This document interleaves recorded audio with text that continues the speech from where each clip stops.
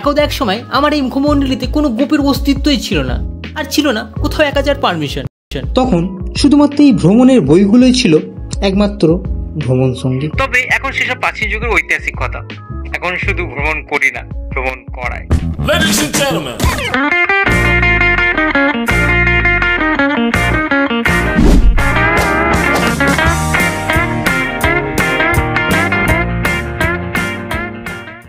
এই গল্পে 3টে ক্যারেক্টারের সাথে পরিচয় করিয়ে দিই। जिस शख्स को आप देख रहे थे वो हमारा रिश्ता में बड़े भैया है, लेकिन हम उसको ड्राइवर बुलाते हैं। And second one is Susila. Last and third one is Vikram.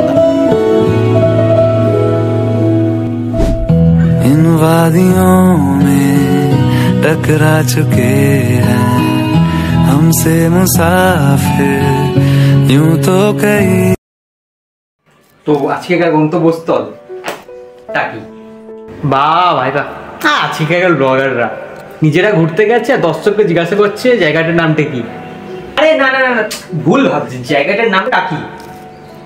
West বেঙ্গলে যতগুলো টুরিস্ট স্পট আছে তার মধ্যে অন্যতম হলো টাকি। আর সব থেকে বেশি আলাদা করে দেয় টাকিকে যখন আমি জানতে পারি বিসর্জন সিনেমার শুটিংটা হয়েছিল এই অঞ্চলেই। রাজ্য সৃষ্টিকারী বিএনপি জামায়াত ও হেফাজত কর্মীদের ধ্বংসাত্মক কার্যকলাপ সম্পর্কে সকলকে সতর্ক থাকার আহ্বান জানান। আপনি যদি এই টাকির লগে ঘুরতে আইসেন তাহলে অবশ্যই এই সিনেমাটা দেখে আসবেন, তাহলে জায়গাটা শুধু ঘুরবেন না, জায়গাটাকে ফিল করবেন।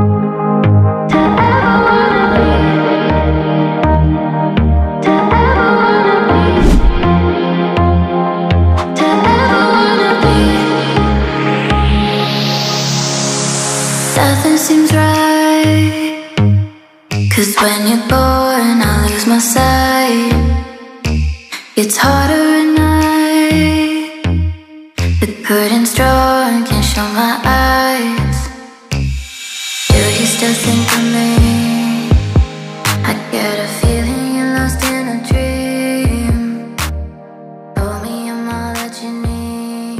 এত সুন্দর ওয়েদার দেখার পর তোমার মনে হতেই পারে what is sunny day bro, but এক্সের মতো রং বদলে নেবেই।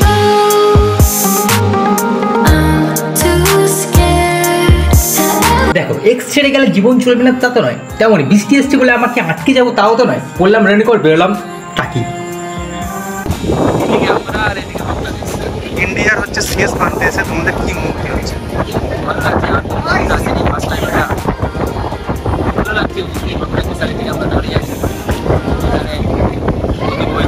ইছামতি নদী, এটা ভালোই লাগছে। আর তোমার অনুভূতিটা বলো। আমার মনে হচ্ছে আমি তো হনুমান হতাম, বীর হনুমান, এক ঝাঁকে ওইদিকে চলে যেতাম।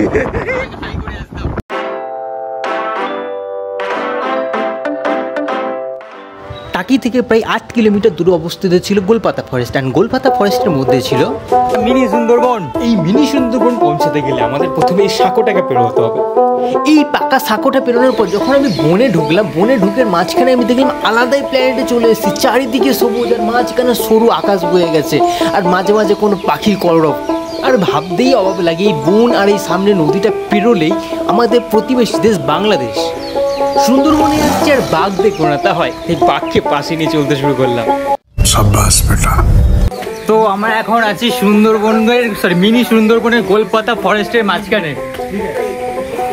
তো আমরা প্রায় 3 তলা মতন উপরে উঠেছি, তবে এই ভিউটা পাচ্ছি পিছনে, দেখতে পাচ্ছি খুব সুন্দর লাগছে একদম, জাস্ট ওয়াও একটা সিন। আকাশটা দেখতে পাচ্ছি, ওয়েদার। বাট আজকের দিনে আসতে গেলে মানে এত জায়গায় আমরা দাঁড়াতে হয়েছে বৃষ্টির জন্য, মানে 5-6 জায়গায়। এমনকি আমরা নিজেদের জন্য একটা রেনকোটও কিনে ফেললাম যাতে এখানে আসতে পারি এই কুইকটা দেখার জন্য। খুব সুন্দর একটা ওয়েদার। এই পাশে রয়েছে বাংলাদেশ, তো কিছুটা লাভ মেরে গেলেই বাংলাদেশ। যেটা বলছিলাম, এই হচ্ছে আমাদের ভারত আর ওই হচ্ছে বাংলাদেশ, আর মাঝে বয়ে গেছে পদ্মা রিলিজ, পদ্মা নদী। অ্যান্ড আমরা এই পয়েন্টে আসার জন্য যেহেতু এটা বাংলাদেশের কাছাকাছি, তো আমাদের এখানে একটা মানে যে কোনো একটা ডকুমেন্টস আর্মির কাছে জমা দিয়ে তবে আসতে হয়েছে।